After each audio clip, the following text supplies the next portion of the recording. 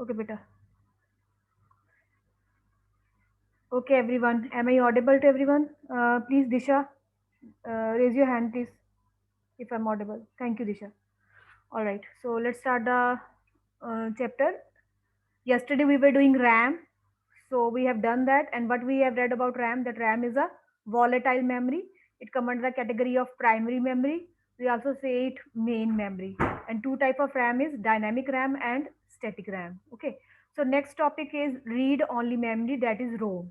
So ROM is also part of volatile memory, but it itself, its feature is that it's non-volatile, but it come under a category of primary memory. We don't consider it as a secondary memory, but the basic feature is that it is non-volatile. Now you want to know what is ROM. Whenever you start your computer, when you switch on your computer, you see that some data appear on your screen, and that data, whatever appeared on your screen, it was just a processing of the computer, that the computer is getting start, right? It's just waking up. So that process is known as booting, and the whole data which is saved regarding the booting is in the ROM, which is done by the manufacturer, which is done by the person who is creating that computer, who is creating that hardware and making the combination of software. You cannot do any changes in that. Sometimes what happens that any virus can enter your computer, and that virus can attack on your boot sector, where all the data, all the files has been saved. If any file get corrupted, your computer will not switch on. This is the same concept we have done when we were doing the chapter of virus. So the same thing I am repeating here also, that when uh, your computer is switched on, the data which is appearing, that whole data is saved into the ROM, which you cannot change. And if we say that a virus attack or boot sector, means that virus is affecting the files that has been saved in the read only memory. Okay, so let's read little bit from the book also. As the name implies, a read only memory is a memory unit that perform the read operations only. Read operations means you can read the data, but you cannot cannot do any changes in that. It does not have a write capability. This implies that the binary information stored in a ROM is made permanent. ठीक है, यही मैंने आपको भी बात बोली है कि ROM is also a part of main memory, but यहाँ पे आपने कंफ्यूज नहीं होना है कि रोम भी जो है वो टेम्परेरी मेमोरी है, वॉलेटाइल मेमोरी है। नो, रोम क्या है, हमारी non volatile memory. During the hardware production of the unit, अभी मैंने आपको ये बात बताई है कि हार्डवेयर प्रोडक्शन ऑफ यूनिट के टाइम ही ये सारा डाटा सेव हो जाता है, and can not be altered by writing different words into it, जिसको हम ऑल्टर नहीं कर सकते। Whereas a RAM is a general purpose device whose content can be altered during the computational process. अब RAM तो हमें पता ही है कि जो हम प्रोसेसिंग कर रहे हैं उसमें हमारी हेल्प कर रही है, और जब हमारी वो काम खत्म हो जाता है, हम अपने कंप्यूटर को स्विच ऑफ कर देते हैं, तो उसके अंदर जो भी डाटा स्टोर हुआ होता है वो उसको क्या कर देती है, इरेज। और जब हम दोबारा से अपना कंप्यूटर स्टार्ट करते हैं तो दोबारा से वो अपने हमें एक रिफ्रेश अपनी यूनिट हमें प्रोवाइड कर देती है नेक्स्ट वर्क के लिए। ठीक है, आगे हमें वो क्या कह रहा है कि ROMs are used for application in which it is known that the information never need to be altered. अब जो जब हमारा बूट सेक्टर तैयार होता है किसी भी कंप्यूटर का, उसके अंदर जो भी हार्डवेयर डिवाइसेस, जो भी कॉन्फ़िगरेशन होती है वो सारी डिफाइंड होती है, उसके बाद उसकी फाइल्स सारी सेटअप होती हैं। तो definitely that data is not going to change, इसलिए हम उसको किस में रखते हैं, रोम में। अगर एक नॉर्मल ले पर्सन को कंप्यूटर दे दें और वो उसकी रोम की फाइल्स में कहीं एडिटिंग कर दें, तो सबसे पहले तो वो कंप्यूटर स्टार्ट ही नहीं होगा, क्योंकि उसका बूट सेक्टर ही खराब हो जाएगा, तो वो स्टार्ट ही नहीं हो पाएगा। So there is no solution of that कि सब कुछ रेज करके दोबारा से उसका वो एक सिर्फ डिवाइस रह जाएगा जिसको दोबारा से सारी अमेंडमेंट्स करनी पड़ जाएंगी। ठीक है, उसके बाद कह रहा है कि however a slower than RAM, there is no purpose to do any comparison, because RAM का पर्पस कुछ अलग है और रोम का पर्पस कुछ अलग है। ठीक है, कंपैरिजन इस बेस पे, स्पीड पे बेस पे कोई कंपैरिजन की जरूरत हमें है नहीं यहाँ पे। There are various types of ROM. अब वेरियस टाइप कौन कौन सी है, P ROM, E PROM, E PROM, flash E PROM, mask ROM. आपने इनका डिटेल नहीं पढ़ना है, आपने इनके डिटेल में नहीं जाना है, there is no need of that. ये थोड़ा सा बिट एडवांस चला जाता है अगर हमने इस हार्डवेयर के ही लाइन में जाना हो। तो आपने सिर्फ रोम का डेफिनेशन आपको पता होने चाहिए और वेरियस टाइप्स के नेम पता होने चाहिए। So please mention in your book और wherever you are creating your notes that you just need to learn the names only. There is no need to go for the detail. However, I will suggest you to read the detail for your own you can say understanding. Okay. Next हमारे पास आती है cash memory. अब इसको हम UK language में cache भी बोलते हैं और अमेरिकन लैंग्वेज में इसको कैश मेमोरी भी बोलते हैं. तो आपकी बुक में उसने कैश मेमोरी डिफाइन किया हुआ उसको. ये हाई स्पीड स्टोरेज मैकेनिज्म. अब कैश मेमोरी का पर्पस क्या है, ठीक है, ये काम कैसे कर रही है. तो let me show you with the help of diagram again. I am going to open the notes.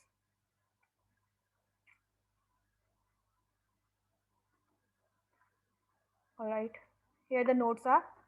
So cache memory, अब हम आज कैश मेमोरी का करने लगे हैं.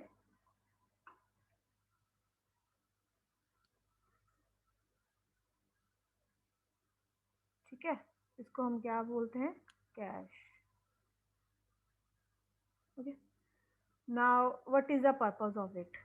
Like suppose task 1, I will not say task 1, task 2, task 3 and so on.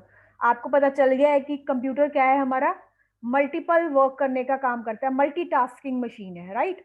So every time I will not say let's take job 1, job 2, job 3, job 4. आपको अब अपने दिमाग में अंडरस्टैंडिंग क्रिएट कर लेनी है कि मैं एक एग्जाम्पल दे रही हूँ कि उसका मतलब ये नहीं है कंप्यूटर सिर्फ एक ही काम कर रहा है. While talking, I will give you one example, okay? Because that particular task is subdivided.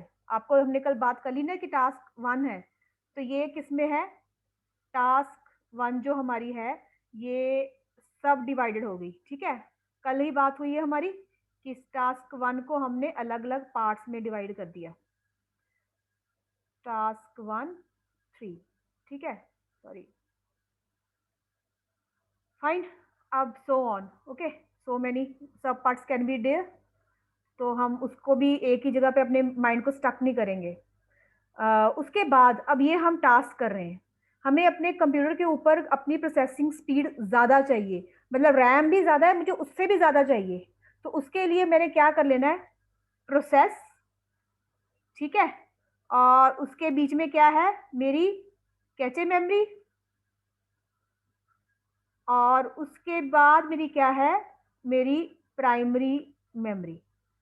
That depends आप सेव कर रहे हो वट एवर क्या काम कर रहे हो. ठीक है, अब इसमें क्या होगा कि जब आप कोई भी प्रोसेस कर रहे हो, उस प्रोसेस की सारी टास्क जो हैं T1, T2, T3, ये सारी की सारी जो टास्क इसकी सब टास्क हैं, ये सारी की सारी सब टास्क किसमें आ जाएंगी, कैचे मेमोरी के अंदर. ठीक है, let me make an arrow इसके अंदर. ऑलराइट, ये सारी की सारी ऑलरेडी हम किसके साथ कर रहे थे, किसके साथ हमारा काम चल रहा था पहले, इसके साथ. टास्क 1 का किसके साथ चल रहा था, प्राइमरी मेमोरी के साथ सारा काम चल रहा था. ठीक है, अब मुझे स्पीड और तेज चाहिए. अब यहाँ पे मैंने सिर्फ टास्क 1 की बात की है, इसके बाद क्या होगी, task 2, task 3 and so on, multiple task. ठीक है, 100 ऑफ टास्क. ठीक है, और जब हम और कॉम्प्लेक्स चले जाएं, 1000 of task, lakhs of task. ठीक है, कॉम्प्लेक्सिटी इंक्रीज होती जा रही है. If we talk about like super computer, तो वहां पे बिलियंस ऑफ टास्क, हम उनको डिफाइन भी नहीं कर सकते वर्ड्स में. ठीक है, तो इस तरह से जब हमारी, अब स्पीड भी किसको ज्यादा चाहिए होगी, आपको तो नहीं चाहिए होगी ना. आप क्या काम कर रहे हो, सिंपल प्रिंटिंग निकाल ली, डॉक्यूमेंट सेव कर लिया, गाने सुन लिए, डाउनलोडिंग कर ली. For such task I am not talking about such task. ये चीजें उनके लिए नहीं है, ये हम प्रोफेशनल लेवल पे जाके बात कर रहे हैं. आपकी जो स्पीड चाहिए होती है, आप तो बहुत ज्यादा पीछे हो सीपीयू से, सीपीयू आपसे कहीं आगे है. जितने आप काम कर रहे हो तो सीपीयू उसको ऑलरेडी हैंडल कर चुका होता है, उसे ना उसमें कैश मेमोरी चाहिए, ना कुछ एक्स्ट्रा इनपुट चाहिए कि मुझसे ये डाटा हैंडल नहीं हो रहा. Okay, we are not talking about you are not target. Alright, so यहाँ पे हमने यहाँ पे बात की टास्क 1 आई. अब उसे टास्क 1 में क्या करना है कि उसका सारा डिटेल प्राइमरी मेमोरी से था, या अगर हम सेकेंडरी मेमोरी कह रहे हैं तो सेकेंडरी मेमोरी में था. तो बीच में क्या आ जाती है, कैशे मेमोरी. उसमें उसके सब पार्ट्स लोड हो जाते हैं, और प्रोसेस को क्या होता है कि यहाँ पे जाके इधर से प्राइमरी मेमोरी से जाके डिफाइन करने की जरूरत नहीं पड़ती, उसको यहीं से फटाफट डाटा मिलना शुरू हो जाता है. इन द मीन टाइम जब वो यहाँ से डाटा ले रहा है, बाकी के जो टास्क है, सब टास्क है, प्राइमरी मेमोरी से कैशे में लोड होते जाते हैं. ऑलराइट, प्राइमरी मेमोरी से कैशे में लोड होते जा रहे हैं, इधर प्रोसेस उठाया जा रहा है और उसकी स्पीड क्या जाती है, तेज। तो इसकी हेल्प करने के लिए हम क्या यूज कर देते हैं, cache memory. Okay, so let's go back to the chapter. वो क्या कह रहा है कि इट कैन बी इधर a reserve section of main memory और an independent high speed storage device. कहता है या तो मेन मेमोरी की कुछ पोर्शन को इस वर्क के लिए डेडिकेटेड कर दिया जाता है, या फिर हम अलग से स्टोरेज डिवाइस यूज करते हैं, और इवन ऑन सीपीयू चिप, कुछ अलग से हम यूनिट यूज करना शुरू कर देते हैं इस काम को करने के लिए। whenever some data is required the CPU first look in the cache। अब देखिए मैंने यही बात आपको बोली ना, सबसे पहले वो कहाँ जाता है, कैश मेमोरी के अंदर। इफ इट इज देयर और not, if the data is found in the cash, CPU does not assess memory and hence the process become very fast. ठीक है, अब आप कहते हो कि कैसे फास्ट, अब इसको ध्यान से देखो, मेरी बात सुनो। कैशे मेमोरी की जो मेमोरी एड्रेसेस है कम है, छोटी है, ठीक है, उसको सर्च करना इजी होगा, या प्राइमरी मेमोरी जो फुल फ्लैज सारी टास्क संभाल रही है उसको सर्च करना इजी होगा? तो ऑब्वियसली कैशे मेमोरी को, राइट? क्योंकि ये क्या है, इसके मेमोरी एड्रेस कम है, इसमें सिर्फ क्या है, उस ये जो मेमोरी है ये पर्टिकुलर उस टास्क को डेडिकेट की हुई है जिसपे हम वर्क कर रहे हैं। ओके, तो क्या करता है, जब प्रोसेस हो रहा होता है तो वो सबसे पहले कैशे मेमोरी में ढूंढता है, कैश मेमोरी में उसको आंसर मिल गया, बात खत्म हो गई। तो अगर इन केस कोई सब टास्क उसको नहीं मिल रही तो प्रोसेसिंग स्लो हो जाएगी। क्यों? क्योंकि वो प्राइमरी मेमोरी में उसका नेक्स्ट डिटेल ढूंढना शुरू कर देगा। ऑलराइट, नेक्स्ट देखो अब आगे क्या कह रहा है कि memory cache sometimes called a cache store और RAM cache is a portion of memory made of high speed static RAM. वो कह रहा है कि ये हाई स्पीड स्टैटिक रैम की बनी हुई, इसकी ये उसकी अंदर के घुस गया हुआ है। आप यहाँ तक करेंगे सिर्फ, बिकम वेरी फास्ट, यहाँ तक सिर्फ आपको इसका मीनिंग पता होना चाहिए, इसका पर्पस पता होना चाहिए। Please cross this in your book. Okay, it's not of your level.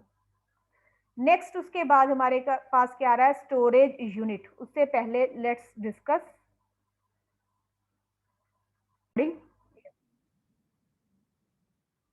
So now see, I am saying that this part, यहां तक आपकी कैश मेमोरी है, उसके बाद this part need not to do, इस पार्ट को मैंने बोला है कि आप इसे क्रॉस कर दीजिए। Alright, now next storage unit. Storage unit हम पहले भी बात कर चुके हैं, we are going to talk about secondary memory. ठीक है, सेकेंडरी मेमोरी कौन सी होती है, जिसके अंदर हमने अपना डेटा परमानेंट स्टोर कर लेना है। Two types of storage devices are there, first is inbuilt and internal, and second one is external. Internal आपकी जो हार्ड डिस्क है आपके कंप्यूटर के अंदर लगी हुई है, वो आपकी इंटरनल स्टोरेज डिवाइस हो गया। अगर आप एक्सटर्नल की बात करें तो एक्सटर्नल में हमारे पास कई एग्जांपल्स है, जैसे कि pen drive, right, CD, DVD, Blu ray disc, आपकी ये कुछ भी जो हम पोर्टेबल हार्ड डिस्क, ये सारे के सारे हमारी क्या बन जाती हैं, एक्सटर्नल स्टोरेज यूनिट।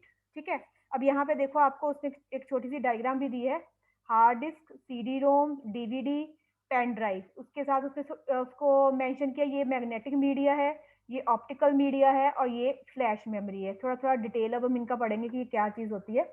पहले यहाँ पे देखिए वो क्या कह रहे हैं कि computer need to store and retrieve data. What is the meaning of retrieve? whenever we store some data and when we again going to use that data, that concept is known as retrieve. We are retrieving the already saved data. ठीक है, आपने काम किया, file बनाई, save कर दी, computer बंद कर दिया, नेक्स्ट डे आपने वही फाइल खोलनी है, तो आप क्या कर रहे हो, रिट्राइव कर रहे हो उस डेटा को। ठीक है, computer need to store and retrieve data for processing since primary memory has a limited storage capacity and it is not permanent. Secondary storage devices are used to store large amount of data permanently. There are various types of secondary devices available these days. अब इसके बारे में क्या कह रहा है, to specify the storage capacity of storage devices, same units of memories are used.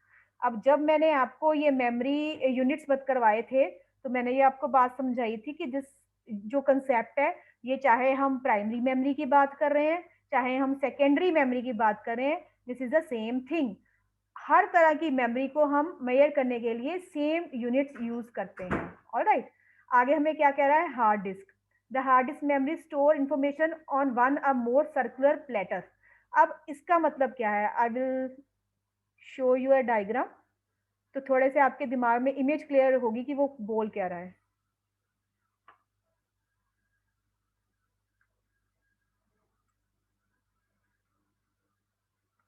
ठीक है, तो लेट्स डू दिस। अब ये देखो, यहाँ पे मैं सीधा इमेजेस पे जाती हूँ। अब आप देखोगे ध्यान से, ये आपके हार्ड डिस्क के अंदर का सारा पोर्शन दिखाया हुआ है। आपने सीडी देखी है, डीवीडी देखी है। अब जब आप हार्ड डिस्क को अंदर से देखोगे कि तो पता चलेगा कि सीडी और डीवीडी का कंसेप्ट क्या था। यहाँ पे देखो मल्टीपल, ये देखिए यहाँ पे मल्टीपल सीडीज का कॉम्बिनेशन क्रिएट हुआ है, राइट। और यहाँ पे ये जो है हेड, ये डेटा उसके ऊपर राइट करता है। ये आपकी डिस्क हो गई। इस डिस्क के ऊपर क्या बने होते हैं, ट्रैक्स। ट्रैक्स के अंदर हमारा डेटा, सपोज ये एक बुक है, ठीक है, ये एक बुक है, और बुक के अंदर पेजेस क्या है, ट्रैक्स, और ये आपका पेन है जिसके साथ आप लिख रहे हो। So same simple concept, right. तो उसके साथ क्या होता है, हमारा डेटा इसके अंदर स्टोर होता जाता है। और हमारी ड्राइव, जैसे कि हम इसको पार्टीशन में कन्वर्ट कर देते हैं, like C drive, D drive, E drive. C drive हमारी कौन सी ड्राइव होती है, जिसमें हमारी सारी प्रोग्राम फाइल पड़ी होती हैं। जब भी आपने डेटा स्टोर करना है अपने कंप्यूटर में, आपने सी ड्राइव पे डेटा स्टोर नहीं करना है। फिर एक और assumption क्या है कि we use to save our data on the desktop, easily access, but you are doing wrong, because when you start saving your data on the desktop, that data also goes automatically into the C drive, जिससे आपके computer की speed slow हो जाती है। तो आपको अपने desktop पे भी डेटा सेव नहीं करना होता। Always make some partition of your hard disk and then save your data in different drives. Alright, जैसे कि मैं आपको यहाँ पे दिखा रही हूँ, 1 minute, because I think live examples remain better. This is my computer. This is my C drive. I am not saving my data here. ये जो भी मेरा इसका स्पेस, जितना भी 160 GB जो भी स्पेस है ना, ये सारा का सारा प्रोग्राम फाइल्स का है। प्रोग्राम्स फाइल्स यहाँ पे सेव है। मैंने इसकी ड्राइव है, डेटा इसमें मैंने अपना डेटा सेव किया है, या इसमें मैंने अपनी ड्राइव में डेटा सेव किया। I don't save in C drive. Alright, तो इसी तरह से आपने डेस्कटॉप पे भी डेटा नहीं रखना। जैसे डेस्कटॉप पे कोई भी डेटा उसको डिलीट कर दो, क्योंकि वो सीधा कहाँ जा रहा है, आपकी सी ड्राइव के अंदर। Alright, and this is the, इसको ही प्लेटर्स बोल रहा है वो। ये उसके अलग अलग दिए हुए हैं, ये देखो इस तरह से। ये बीच में इसको सिलेंडर बोलते हैं। ये देखो इसके ट्रैक्स डिवीजन दिखाई हुई है। ऑलराइट, ये सेक्टर्स हैं। ट्रैक्स के अंदर भी क्या चला गया, सेक्टर्स। इस तरह से उसकी डिवीजन है। सी, दिस इज प्लेटर। अभी हमने वर्ड पढ़ा ना, प्लेटर, तो this is that. Alright, so I hope आपको अब थोड़ा सा विजुअल क्रिएट हो जाएगा जब हम इसको रीड करेंगे। The hard disk memory store information on one or more circular platters or disks which are continuously spinning. These rotating disks are coated with the magnetic material and stacked with space between them. Information is recorded on the surface of rotating disk by magnetic head or tiny magnetic spot. ठीक है, वो क्या कहते हैं कि उसके ऊपर जो रोटेशन हो रही है उसके ऊपर क्या हो रहा है, डेटा लिख हो रहा है, किसके साथ, हमारे मैग्नेटिक हेड के साथ। ये देखो यहाँ पे जो बना हुआ है। ऑलराइट, ये देखो हर किसी में उसने आपको एग्जांपल दी हुई है। आप खुद भी इसको, अब मैंने आपको दिखा दिया, आप खुद भी इसको खोल के देख सकते हैं। नेक्स्ट, सेकंड हमें क्या कह रहा है, compact disc, CD. What is the full form of CD, compact disc. The compact discs or CDs are optical media. The CDs are relatively cheap and have a storage capacity of up to 700 MB. अब तो different different, आप कोई भी book पे rely नहीं कर सकते कि ये this is the last capacity या इससे ज्यादा आती नहीं होगी। ठीक है ना, तो आप इस पे पर्टिकुलर रिलाई नहीं कर सकते, because trend get change with every month, with every year. There are three main types of CD. CD-ROM. So what is the meaning of that? Compact disk, read only memory. ऐसी disc जिसमें आप सिर्फ data read कर सकते हो। It is mainly use for CD distribution, software, games, e books, जिसमें आप changes नहीं कर सकते, आप उसको सिर्फ क्या कर सकते हो, रीड। जैसे कि आपकी जो ये पाइथन की बुक है, उसके साथ में भी आपको सीडी मिली होगी, उसके अंदर भी आप उसमें चेंजेस नहीं कर सकते, आप उसमें क्या कर सकते हो, सीधा रीड। उसके बाद क्या है, CDR। ये क्या है, compact disc recordable. It is mainly use for CDR and can be written on only once and disc can't be erased. एक बार लिख सकते हैं और इरेज नहीं कर सकते। CDRW, ये क्या है? Rewritable. CDRW is an erasable disc. You can write on multiple times, मतलब आप बार बार उसको डिलीट करके डेटा को फिर से न्यू डेटा लिख सकते हो. पर जब हम मल्टीपल टाइम उसमें इरेज करते हैं तो कहीं ना कहीं उसकी क्वालिटी में फर्क पड़ जाता है. ऑलराइट, सो इसलिए ये इतना ज्यादा कामयाब नहीं हो सका था. नेक्स्ट हमारे पास है DVDs. DVD is an optical storage device that looks the same as a compact disc but is able to hold about 15 times as. अब देखो हर चीज में अमेंडमेंट होती है, हर चीज में अपडेशन होती है. I always give the example. आप अपने अराउंड देखिए, आपका टेलीविजन पहले क्या था? सिंपल रेडियो, देन उसके बाद black and white TV, then remote TV, then LCD, और आगे आगे कैसे कैसे अमेंडमेंट होती जा रही है. ठीक है, सेम आपके कंप्यूटर में अमेंडमेंट होती जा रही है. First generation, second generation, third generation, fourth generation, right. उसी तरह से आपके जो स्टोरेज मीडियम है उनमें भी आगे आगे क्या हो रही है? आपके अपडेशन होती जा रही है. सीडी, फिर क्या आ गई? Writable, rewritable, and then DVDs. Okay, अब उसके बाद क्या कह रहा है वो कि DVD also called super density disc can hold up to 17 gigabyte of data और 4 hours of movie on a slide. DVDs also come in 3 variants. अब देखो आपने बॉयज को तो पता ही हुआ, गेम्स वगैरह की लेके आते होंगे, डीवीडीज वगैरह देखी हुई है सबने. ठीक है, मुझे को लगता नहीं कुछ खास एक्सप्लेन करना है. डीवीडी रोम, सेम वैसी कंसेप्ट आ गया. You can not write. DVD R क्या होगा? वो रीड इट मेनी टाइम्स और write once. DVD R W rewritable. वही सेम जो सीडी में हमने कंसेप्ट पढ़े वही दोबारा यहाँ पे रिपीट हो रहे हैं. ओके, नेक्स्ट है हमारे पास फ्लैश मेमोरी. अब flash drive is a small ultra portable. Portable का मतलब क्या होता है? हम जिसे हम एक जगह से दूसरी जगह कैरी कर सकें. That concept is come under the portable. Ultra portable storage device with a solid state memory. It has no moving part. Unlike magnetic storage device, nor does it make use of laser. ये इसकी technique के बारे में बताया हुआ है. Unlike optical drives, ठीक है, instead it works in a similar way to RAM. ये सेम वे में काम करती है, पर फर्क क्या होता है कि जैसे हम बंद कर देते हैं, अगर अगर हम पावर स्विच ऑफ हो जाती है तो रैम का डाटा इरेज हो जाता है, इसका डाटा इरेज नहीं होता. The key difference is that data is retained in the flash memory even when the power is switched off. ठीक है, ये भी हमारी प्रोसेसिंग को फास्ट करने में हेल्पफुल है. पर फर्क क्या है कि जब हम डेटा अपना बंद कर दें, हमारा पावर स्विच ऑफ हो जाए, तो रैम का डेटा इरेज हो जाता है, पर फ्लैश मेमोरी का डेटा इरेज नहीं होता. They are more fairly inexpensive, costing from 250 onward. Typical size range दी हुई है उसकी. ओके, ये सिंपल सी बातें हैं, आपको एक दो लाइंस आनी चाहिए सिर्फ इसके बारे में. नेक्स्ट हमारे पास आ गई है blue ray disc. Blue ray disc क्या है? Is an optical disk storage media. अब इसमें कुछ खास नहीं है कि कुछ डिफरेंट नजर की आती होगी. ठीक है, तो इसको ही, इसकी भी मैं आपको दिखा देती हूँ. ब्लू रे डिस्क, ये देखिए, these are the blue ray disc. Mainly gaming purpose के लिए यूज होती हैं. आपका जो ऑलरेडी कोई डिवाइस है उसकी सॉफ्टवेयर स्टोरेज के लिए मेनली ये यूज होती हैं. ओके, आपने मार्केट में देखी हुई होंगी. तो सिर्फ इतना है कि colour little bit blue, but ऐसे भी जितना यहाँ पे डार्क ब्लू है इतना भी डार्क ब्लू नहीं होता. ओके, नेक्स्ट, या Blu-ray disc is an optical disc storage media format. Its main use are high definition video and data storage. अब क्वालिटी का फर्क आ गया यहाँ पे. ठीक है, हाई डेफिनेशन है ये. The disc has the same dimension as a standard DVD या सीडी. उसके बाद क्या है? हाँ, हाई डेफिनेशन का मतलब क्या होता है बता? हाई डेफिनेशन का मतलब होता है कि जिसमें पिक्चर क्वालिटी बेस्ट हो जाए. एचडी कहते हैं ना, हमारे पास एचडी टेलीविजन है, उसका मतलब क्या है? हाई डेफिनेशन, पिक्चर क्वालिटी बढ़िया. पिक्चर क्वालिटी बढ़िया मतलब पिक्सल कॉम्प्लेक्सिटी हाई. ऑलराइट, तो वहां पे आ जाती है हमारा हाई डेफिनेशन.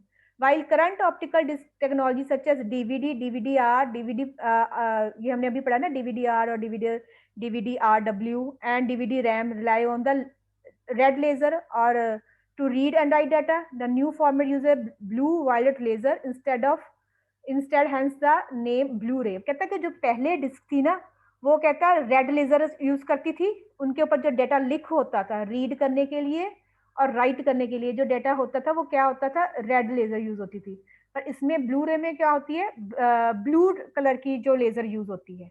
ठीक है, अब ये जो सीडीज होती है ना, लेट मी कंप्लीट, ये जो सीडीज होती है इनके ऊपर डेटा लिख कैसे होता है, एक लेजर जब आप उसको ड्राइव में डालते हो तो उसमें लेजर के साथ डेटा राइट होता है उसके ऊपर। ठीक है, अब ब्लू रे में कौन सी कलर की रे होती है हमारी, ब्लू कलर की। I will find out an little bit clip of it in on the YouTube and show you. अगर मुझे मिला ना कि how data write on the CD, उसका कोई क्लिप मिला तो I will share with you, just for you understanding, not a part of syllabus. Okay, next उसके बाद आ रहा है सिस्टम बस। अब सबसे पहले बस क्या है, ये जो जितने भी हमने कंसेप्ट पढ़े ना इनकी डेफिनेशन आपको आनी चाहिए बस, उनकी टाइप थोड़ी बहुत पता हो, RWR रोम ये सब मतलब आपको पता हो चुके हैं। अब यहाँ पे हमारे पास आ रहा है सिस्टम बस। तो सबसे पहले मैं आपको बस दिखाना चाहती हूँ क्या है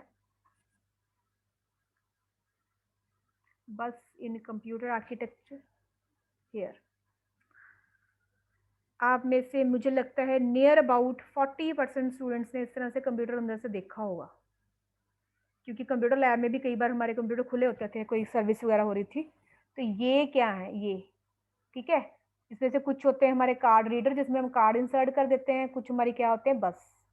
ठीक है, ये देखो यहाँ पे इसका आर्किटेक्चर बनाया हुआ है, ये हमारा बाकी कामों में एक लिंक क्रिएट करती है। ये जो बस होती है, जो जितने भी हमारे डिवाइसेस हैं उनमें लिंक क्रिएशन का काम कौन करता है, बस। ठीक है, सी द एग्जांपल्स यहाँ पे दी हुई है बसेस, ये देखो। ओके, अब ये करती क्या है ये देखें, ये पढ़ते हैं अब। तो चलिए go back to your chapter. The system bus is an electronic pathway compound of connecting cables. Cables का मतलब क्या होती है, wires, and that connect to the major components of computer system. ठीक है, अभी हमने बात पढ़ी ना कि ये क्या करती है, डिफरेंट कंप्यूटर सिस्टम के डिफरेंट कंपोनेंट्स को वायर्स के साथ आपस में क्या करती हैं, connect. Through system bus data and instructions are passed among the computer system components. The data carrying part of the system bus is called data bus. जो डाटा कैरी करती है वो उसको क्या बोलते हैं हम, data bus. The control instruction carrying part of the system bus is called control bus, जो कंट्रोल इंस्ट्रक्शंस पास करती हैं। The memory address carrying part of system bus is called address bus, जो एड्रेस को पास करती हैं। A separate type of bus called input-output bus connect to the input, output and other external devices of the system. जो input output process में हमारी helpful है वो कौन सी है, हमारी इनपुट आउटपुट बस। ऑलराइट, तो ये हमारा कंसेप्ट यहाँ तक था। नेक्स्ट हमारे पास आ रहा है, ये आपका न्यू कंसेप्ट है, आपकी बुक में ऐड इस बार हुआ है, mobile system organisation. It is nothing, जो भी हमने अभी तक पढ़ा है सिर्फ उसको एक मोबाइल की नजर से बताया है बस। वही दोबारा सीपीयू पढ़ा हमने, मोबाइल सीपीयू, और मोबाइल सीपीयू को वो क्या कह रहा है कि mobile processor, mobile CPU, this is a brain of smartphone. CPU receive commands, make instant calculation, play audio video, store information, send signal through the devices. Same जो concept हम पढ़ के हटे उसी के बारे में फिर से थ्रू मोबाइल बता रहा है वो। The CPU of mobile system has majorly two subprocessor, communication processing unit and then application processing unit. Communication processing unit क्या करता है? This subsystem is responsible for making and receiving phone calls on a mobile handset. It has a digital signal processor that helps in work with RF transceivers and the audio subsystem. अब इसमें से कोई ऐसी चीज नहीं है आपने जो नहीं पढ़ी हुई है, ठीक है। ये सारी की सारी RF ट्रांसीवर और ऑडियो सबसिस्टम उसके यूनिट्स बता रहा है। उसके बाद क्या कह रहा है, radio signal management unit is responsible for connecting SIM to the base station through radio signals.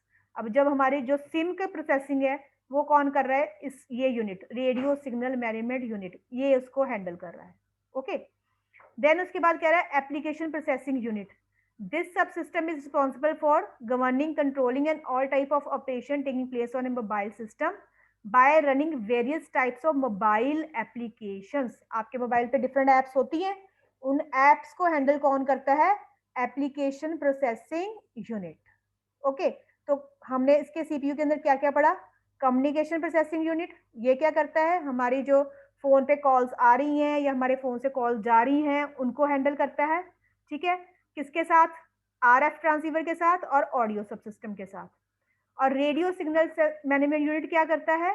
SIM की प्रोसेसिंग, उसका सब स्टेशन, मतलब अगर आपका एयरटेल का है तो एयरटेल के स्टेशन के साथ कनेक्ट करना, एयरटेल के टावर्स के साथ कनेक्ट करना, ठीक है, वट एवर। तो वो कौन कर रहा है? Radio signal management unit. Application processing unit क्या कर रहा है? ये आपकी एप्स जो है मोबाइल की उनको हैंडल कर रहा है। Okay, clear? अब नेक्स्ट देखो, डिस्प्ले सब सिस्टम। आपका मोबाइल का डिस्प्ले सिस्टम क्या करता है? The sub system is responsible for providing display facilities, touch sensitive interface, touch sensitive keyboard. ये तीनों चीजें कौन दे रहा है? Display system. अब हम मोबाइल यूज करते हैं, हमें भी ये बात पता ही है ऑलरेडी कि जो हम डिस्प्ले देख रहे होते हैं उसी के साथ हम क्या कर रहे हैं? टच कर रहे हैं उसको, कीबोर्ड यूज कर रहे हैं और उस पर ड्रैगिंग कर रहे हैं, whatever we are doing, we are using display sub system. Okay. Camera sub system क्या करते हैं? कैमरा के साथ फोटोज खींचते हैं, ठीक है। वो डिफरेंट काइंड्स की फोटो हो सकती हैं, डिफरेंट क्वालिटी की फोटोज होती हैं। जितना हमारा मोबाइल का जो इमेज प्रोसेसर जितना बढ़िया होगा उतनी अच्छी हमारी जो होती है फोटोज उतनी अच्छी होती हैं, ठीक है। उसके बाद क्या कह रहा है? Mobile system memory. अब उसमें भी क्या दे रहा है? रैम एंड रोम, फिर से वही चीजें, ठीक है। उसके बाद स्टोरेज के लिए हम क्या करते हैं? एक्सटर्नल स्टोरेज और वही इंटरनल।